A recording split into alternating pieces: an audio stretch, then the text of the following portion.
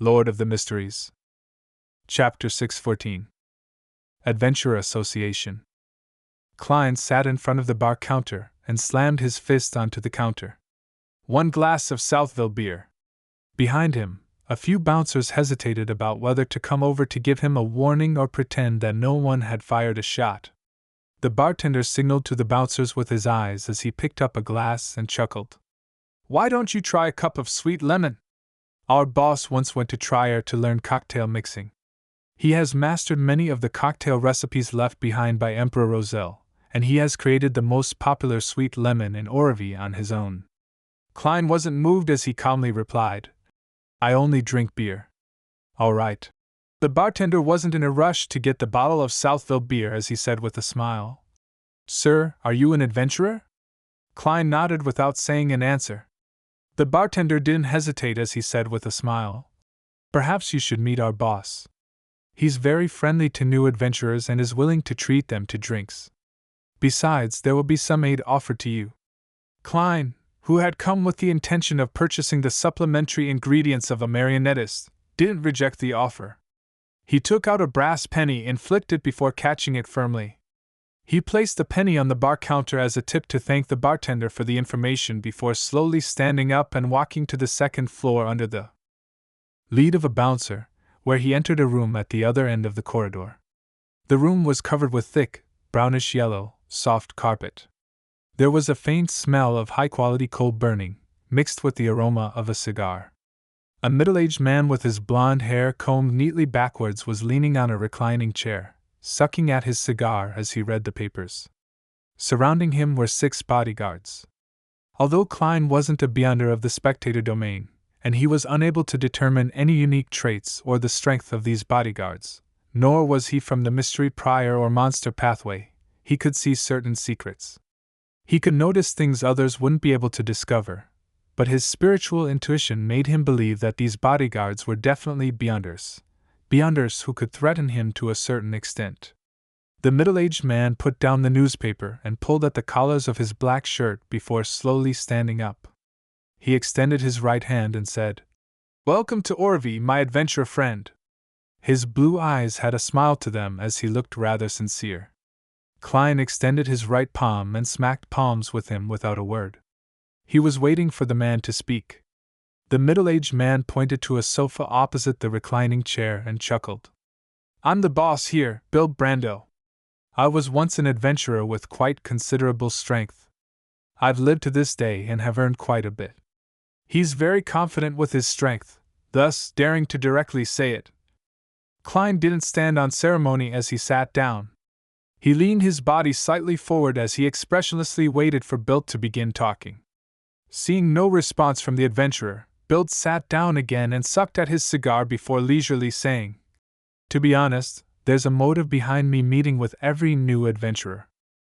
He pointed to the sea map on the desk in the table.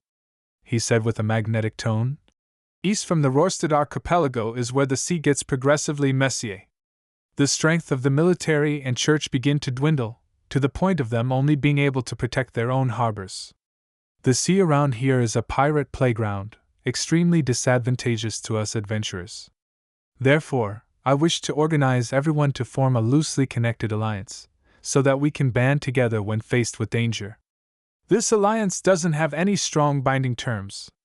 You can choose to turn a blind eye when other adventurers encounter danger, and no one will punish you. However, if you were to encounter a similar situation, don't hope for help to be provided. In addition, I can promise one point: adventurers of the Alliance will be able to get the prices of the lowest nature when purchasing items from me. When selling their spoils, they will at least get market price." After finishing the description, Bilt smiled at the new adventurer. He chuckled and asked, "What do you think of it? Are you interested in joining this loose alliance? Don't worry. You won't need to make any additional payment. Our purpose is only to render assistance when faced with pirates." Klein nodded. "It sounds pretty good." "Haha, I think so too. I once thought of naming this association the Adventuring Brotherhood, but I felt that Brotherhood is overly constrained, so I changed it to Adventurer Association," Bilt said in a self-deprecating manner. Having said that, He lowered his hand with the cigar and smacked his lips.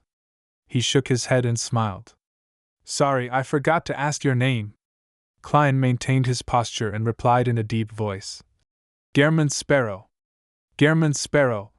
Bilt's eyelids jumped as his smile instantly stiffened. The guards around him clearly tensed up as though they were facing a formidable enemy.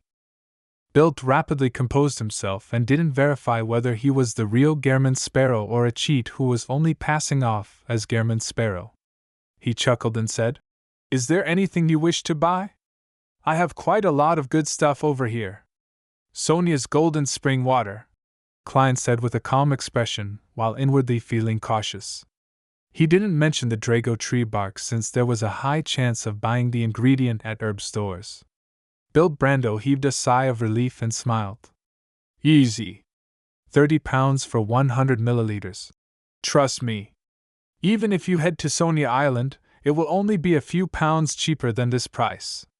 Those barbarians from Faysac have sealed off the fountain source, so it's difficult for others to get any of it. Deal. Klein had a rough idea of the price of the Golden Spring water, and he knew that £30 for 100 milliliters was indeed rather cheap.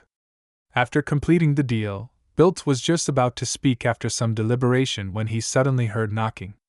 After receiving his permission, a bouncer entered and leaned over, whispering into his ear. Bilt's expression instantly sank as his entire person appeared abnormally cold. He suffused an indescribable killing intent. Indeed, he has quite impressive strength. If he wasn't a famous adventurer in the past, he was a famous pirate. He should be a mid-sequence beyonder. Klein looked at him as he calmly made an assessment. Bilt turned his head and said to Klein with some difficulty, Mr. Sparrow, I have matters to tend to. We can have drinks together if the opportunity arises. Okay. Klein slowly got up, without any intention of involving himself in Bilt's matters. Of course, this didn't mean that he wasn't curious, but curiosity was never something that could change the way he did things. After leaving Sweet Lemon, Klein successfully returned to his inn. City of Silver daytime, which was marked by frequent lightning.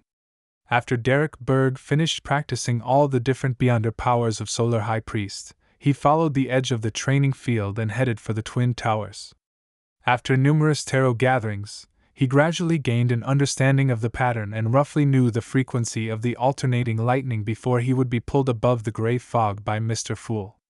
And now was the final day. Because of this, he had to go to the library to read through historical information involving ancient gods, so as to offer them to Mr. Fool. After passing through the partitioned area of the training field, Derek subconsciously looked inside and saw exploration members resting inside.